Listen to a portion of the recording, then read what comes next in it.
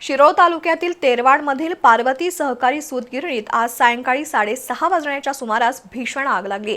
त्यामध्ये सूत, कापूस आणि महागडी मशिनरी जळाली। त्यातून लाखो रुपयांचं नुकसान झाल्याचा प्राथमिक अंदाज आहे। आगीचं नेमकं कारण स्पष्ट नसलं तरी शॉर्ट सर्किटमुळे आग लागल्याचं सांगितलं जात आहे। कुरुंदवाड तेरवाड रस्त्यावरील तेरवाडमधील पार्वती सूत गिरणीत आज सायंकाळी 6:30 वाजता आग लागली आणि काही क्षणातच सूत आणि कापसाचा साठा जळून भस्मसात झाला। गिरणीतील ज्वलनशील साहित्यामुळे आगीनं काही वेळातच उग्र रूप धारण केलं।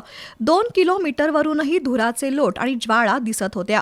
कुरुंदवाड अग्निशमन दलाच्या जवानांनी आग आटोक्यात आणण्यासाठी शर्थीचे प्रयत्न केले, मात्र सूत कापसामुळे भडकलेली आग नियंत्रणात आणण्यासाठी बराच वेळ प्रयत्न सुरू होते।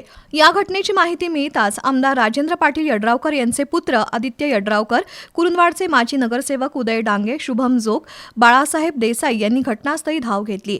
या आगीमुळे सूत गिरणीचं मोठं आर्थिक नुकसान झालं असून सुदैवानं कोणतीही जीवितहानी झाली नाही।